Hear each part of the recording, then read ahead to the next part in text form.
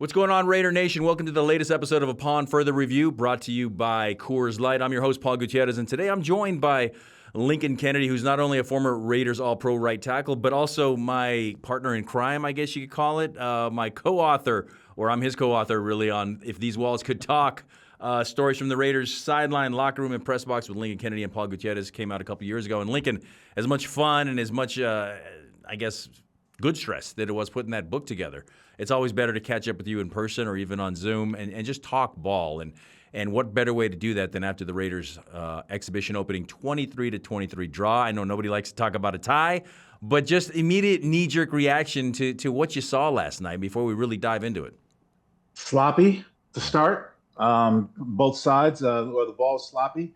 I wasn't impressed with the amount of penalties to start the game, but it's all, in all honesty, Paul, it's to be expected. Preseason games, especially the first one, usually are sloppy, but they're all coachable moments. Yeah. From having the proper, gap control on defense, or being able to get off or rely on a silent count. These were all things that we saw the Raiders doing last night or against the Seahawks, and at times it looked proficient. At times it looked like it needs a lot of work. So what I truly expect out of the first preseason game. So you played 11 seasons in the NFL, which, if the math is mathing for me, that's at least 11 training camps, at least 11 exhibition seasons. Yes. On a personal level, before we dive fully into what we saw last night with the Raiders up in Seattle, what did you use the exhibition season in particular for to get yourself ready for season? I would imagine that it changed from when you first entered the league in 1993 with the Falcons till you finished up in the early 2000s here with the Raiders.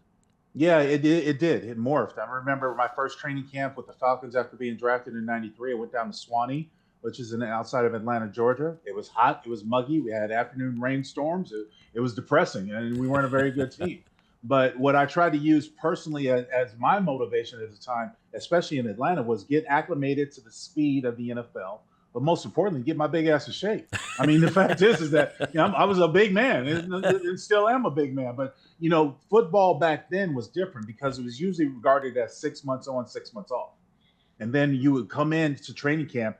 And my first training camp, I think, with Atlanta was 6 weeks because we had 5 preseason games. We played in the Hall of Fame game.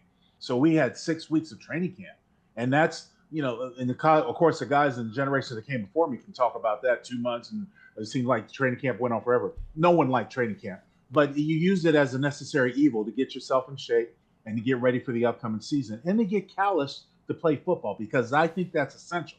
You can't play football in shorts and helmets, which the game has kind of evolved into a glorified skelly drill. And that's why so many guys get severe injuries early if they don't build that callus up and have that contact.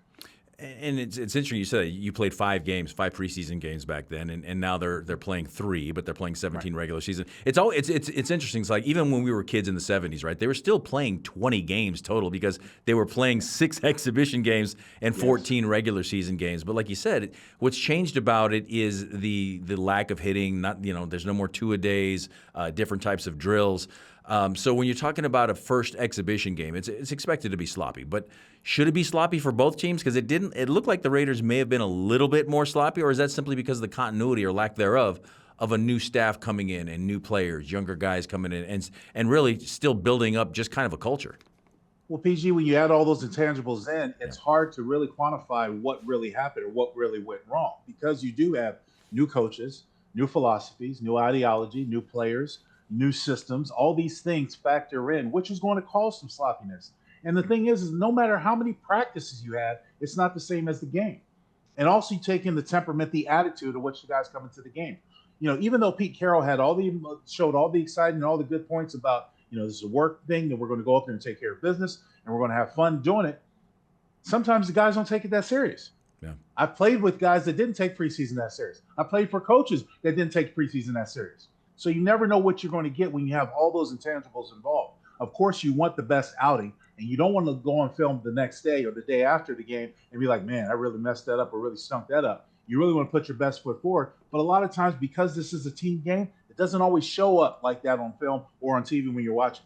Yeah, as I wrote on Raiders.com in my column coming off of the exhibition last night, it was interesting to me in that it wasn't all bad. It wasn't all good, but it was like, on one hand, yeah, the starters, because the starters played on both sides. The offensive starters played one series. The defensive starters played one series, essentially.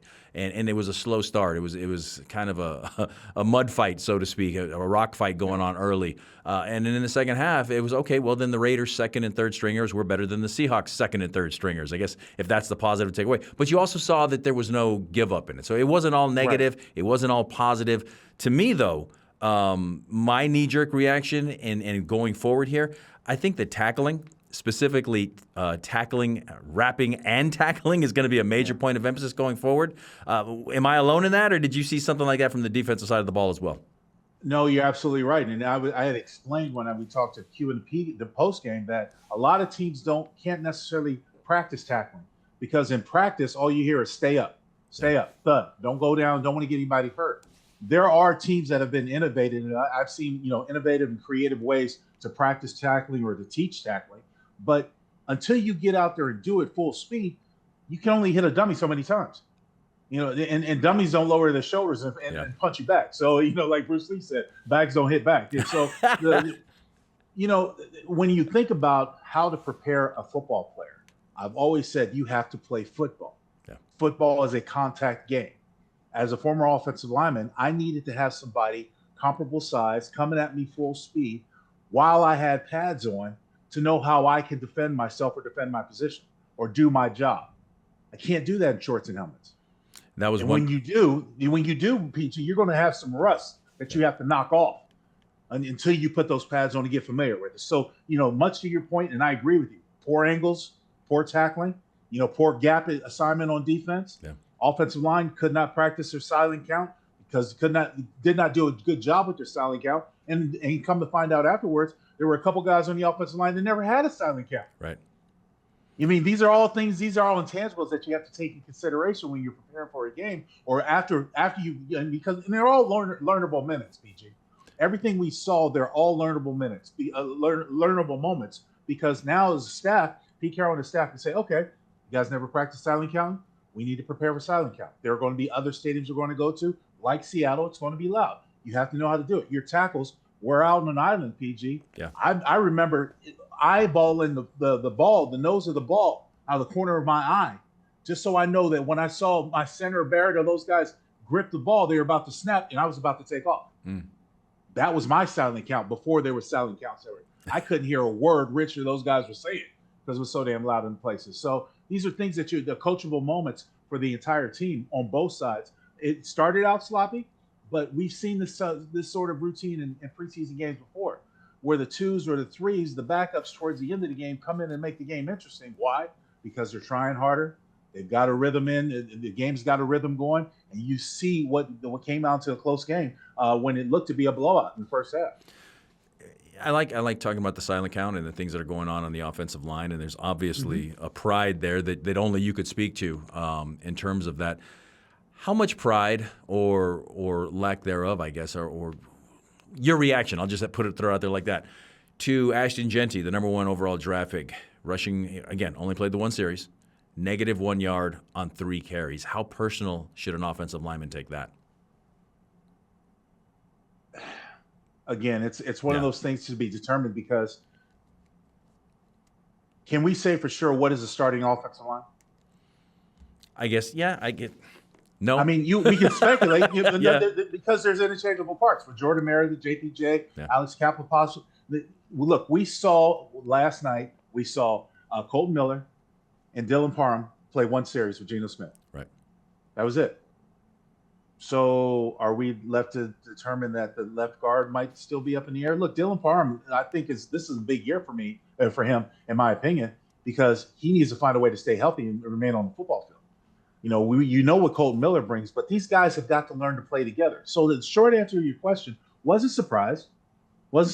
I think that Ashton Jeanty, what he did throughout his career, especially what he did last year with the amount of carries that he had, doesn't necessarily need to prove to me that he should carry the ball 25, 35 times in a game. I don't need that, especially in a preseason game. Get him lathered up. Let's go. I expect more plays in the second game, and then possibly to pull back in the third game because you're getting ready for the season.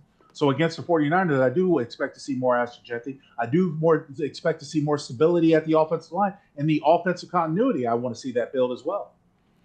How different is it then on this side of the field, I guess, from your perspective, that the preseason is now only down to the 3 games? You know, back then, it was like, okay, you never really saw the starters until that 3rd game because that was always treated as the dress rehearsal. Now it's kind of pick and choose your spots here because the Seahawks didn't play their first string offense. But the Raiders needed to because, like I said earlier, and we talked about before, this is a new generation here. They're building something from scratch, trying to establish an identity, trying to establish a culture. So as they go forward, like you said, you expect to see these guys go out and play more in the preseason exhibition games? I do, especially this next one because you have the joint practice against the 49ers coming up next week, and I expect to see a lot more of the starters playing, maybe well into the first half.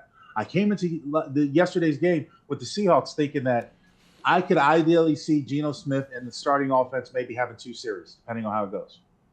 That would be fine for me. Yeah. And the short answer to your question, as you stated, how has it evolved? I think it's a disservice to the game, but at the same point, you got to understand where the game is. The money is grander. They're asking more players to be available for more regular season weeks. And because you do have that 17-season regular season game, preseason becomes a matter of irrelevancy, to a lot of coaches and a lot of systems and a lot of players. And the thing is that I don't want anybody to go out there half-assed. I want you to go out there and be mindful that you need to play fast because if you play slower, you play lackadaisical, you're going to probably get injured.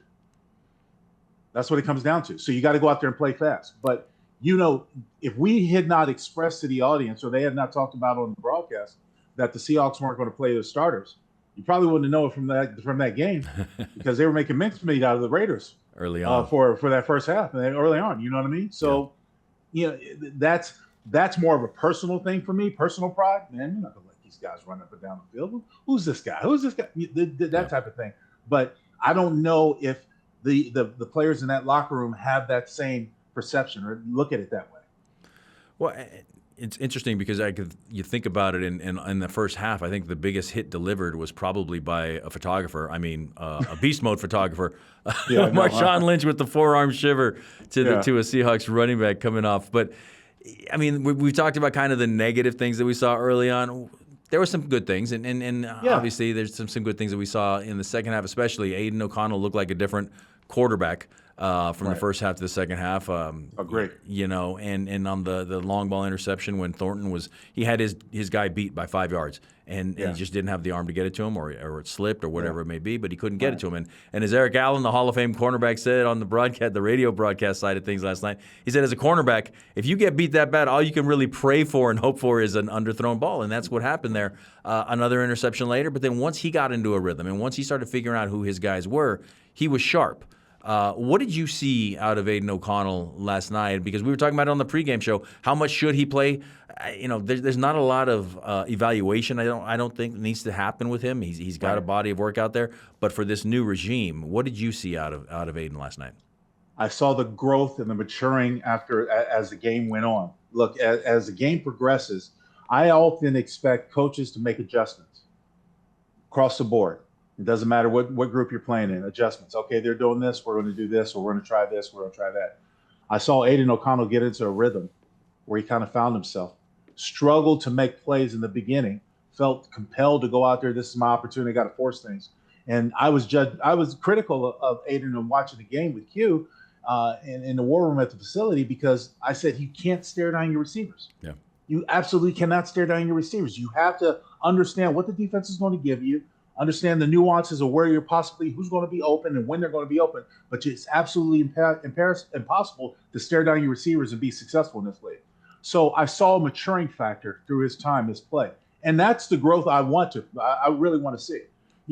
PG, one of the things I get the most joy out of watching in preseason is undrafted or really untouted free agents or guys go out there and play hard. So, and I tip my hat to Coach Carroll in the press conference afterwards. He was mentioning a lot of those guys that aren't household names, showing them love and saying, appreciation, going out there and playing hard. My greatest takeaway from that game against the Seahawks is that the Raiders continue to fight, even when it seemed gloom. because they're in preseason. There's all kinds of ways to give up, and reasons not to move on. But they did. They pressed on and they made the game interesting. And they had a chance to win it at the end, which is all you could ever expect as a fan, a coach, or even a player. Yeah, it was interesting when Coach Carroll brought up defensive tackle Trevin Ma'ae. He blocked an extra point and he had a huge sack there. Guys like Cam Miller, who had a pretty nice little pump fake that I don't know if it was just me, but you would have more of an opinion on it. It looked a little bit like Rich Gannon with the way he pump faked the ball and then threw the deep route there and got the touchdown. Guys like Dylan Laube, who was drafted by the previous regime here. So big game for Dylan. Yeah, really happy for Dylan. And who's really fighting for a roster spot. And a lot of these guys you're going to see their ticket to the team, making the team anyway, that initial 53-man roster is going to be on special teams. And he and Tommy Mellott had that strange hiccup on the punt return where it was, I got it, you take it. But he also had a pretty clean shoestring tackle covering a punt as well that set the Raiders up to potentially have success. And that's what Pete Carroll run out of the backfield to get that touchdown. Lots of good things out of Dylan. I was really happy for him because he had a tremendous camp last year in his rookie year, as you know, and then sort of forgotten because he had a few mishaps. Well, the team wasn't very good. And then you look at that running back room, you can only imagine if you're that young man, how you might definitely feel overshadowed. Where's my place? But Rich Gannon said on the broadcast, and it's absolutely true, and I've told young guys this before, there are young guys who are going to make this roster on special teams. Mm-hmm. They are the power of this team because those are those unsung heroes that are going down to make those plays on kickoff or punt return or punts and stuff like that don't get a lot of accolades unless they make a big play or a big mistake.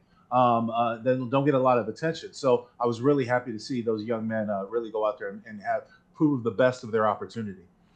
Too much of an overreaction then to say that Cam Miller now has put himself in position to be in discussion for QB2? Don't do that. Don't do that.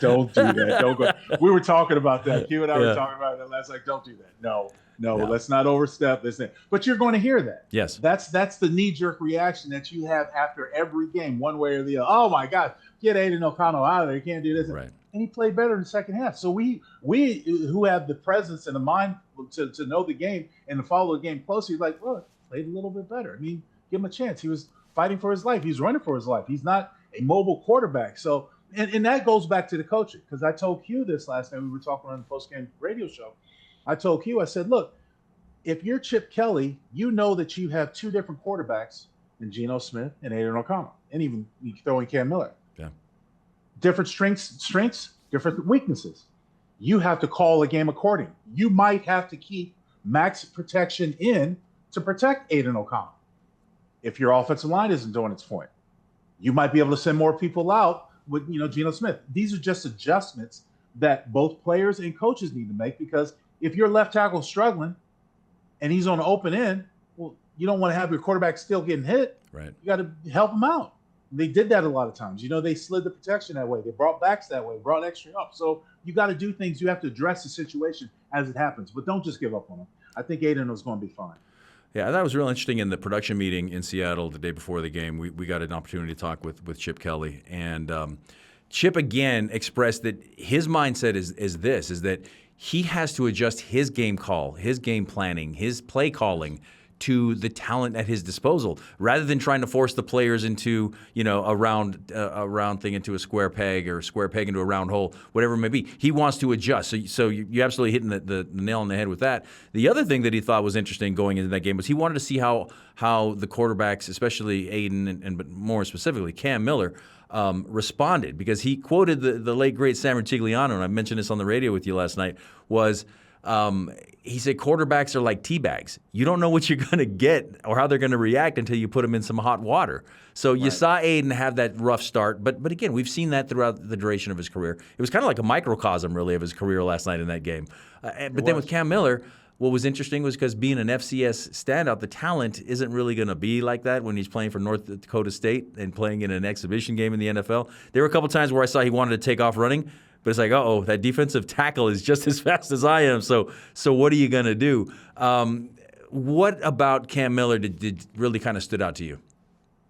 I thought his leadership and his poise in the situation when you're playing from behind all the expectations might fall on your shoulders. I got to go out there and make these plays.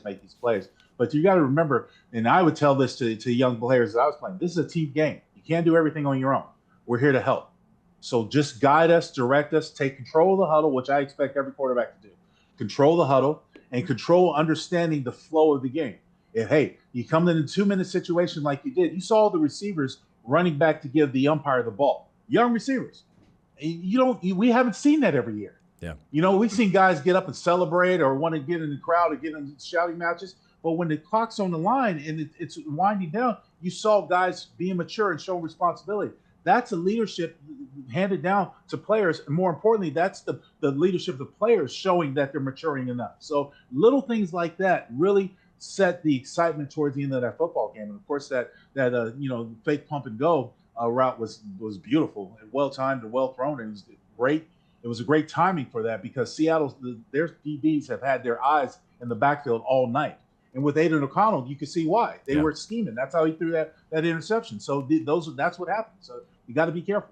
And I think fans also have to remember and recognize that, especially in the preseason, especially in an exhibition opener, teams are going to keep things really, really vanilla. They don't want to show their hands too much. So if you're keeping it vanilla, you're not going to see a lot of exotic things. You're not going to see any exotic things, really. So it is, again, here's the saying, right? But I will say this, PG, what I saw last night, Seattle brought a number of pretty impressive blitzes. They did. They were able to generate some pressure. They were able to do some things, which is good because now it's a teachable moment for that offensive line room. And, that protection and the quarterbacks understanding. There were a couple of times where I saw 8 men in the box and the Raiders tried to run the football. And I was like, that's a mistake. Quarterback needs to get out of it. Now, he might not have the freedom or the ability to check out of it because as much as you're saying, keep it vanilla, but I don't want to ever hit my head on a post. You know what I mean? And unless it's the goalpost. I don't want to hit my head on a wall. I'd rather, create a play that we can have some success because I think there are better coaching moments from success rather than failure. A lot of coaching moments coming up, teachable moments coming up this week. Link, you got the 49ers coming in for the joint practice with the Raiders here in Henderson. Also, the exhibition game a couple days after that. For you, when you were playing, were joint practices a thing? And if so, how did you guys address it? Get ready for it? Because since I've been covering the NFL, it seems like it's just ripe it's good work because it's starters on starters. But it also is a good atmosphere for a lot of fights and having to think that stop practice. I was covering the team when they were doing it with the Rams, and John Gruden had to take the team off the field and put them on a bus because there's just too many fights breaking out. So we know how they should approach a joint practice. Number one, what was your history with them, and how did you approach them if you had them? And number two, what do you look forward going forward with the Rams, with the 49ers coming in to face the Raiders? Yeah. I will say this. I don't recall joint practices in my 3 seasons with Atlanta. But I did have joint practices with the Raiders in the early years especially, and I think once with Gruden against the Cowboys. I want to say maybe 3 times that we had joint practices.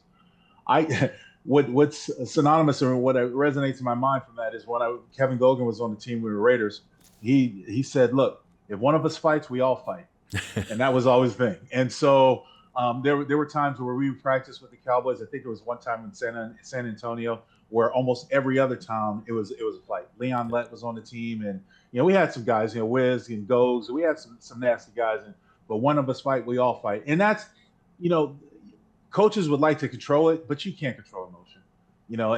And my thing was this: is that I'm hoping I have a good relationship with that defensive end that I'm playing against, or going to be practicing against, because if I have a young guy or a rookie who's trying to prove himself, I'm going to pull every technique and every move out of my box to try to choke the life out of him, which will probably start a fight. Yeah. But if I have a good rapport with that defensive end, Greg Ellis, I remember specifically with the Cowboys, Greg and I knew each other. Yeah. So we would talk all the time, and it's like, hey man, let's just get through it. I'm gonna give you a good look. I want you to give me a good look. I'm not trying to prove anything against you, and I don't want you to try to prove anything against me. If you had that sort of brother-in-law and understanding, you could get through these practices. But there are a lot of times, and I remember Chester McLaughlin, may he rest in heaven. I remember there was one time we were practicing against Cowboys, and it was a hot day in Texas, wherever we were. It was El Paso or San Antonio, wherever we were. Hot day. And Chet was like, man, I'm so tired. I'm going to start a fight in the next play. So the offense, and Chet's a defensive tackle. He was a defensive tackle. So we're going 11 on 11, and here we go. Yep. The Chet goes in, and he jumps the gun, goes through the line of scrimmage, and just gives a forearm shiver to the back or whoever was in front of him. And then the offensive lineman got around him. The defensive lineman got around him. It was on. And it was just a big team for a team thing. One of his fights, we all fight. Strange. I don't remember that in the book, Link.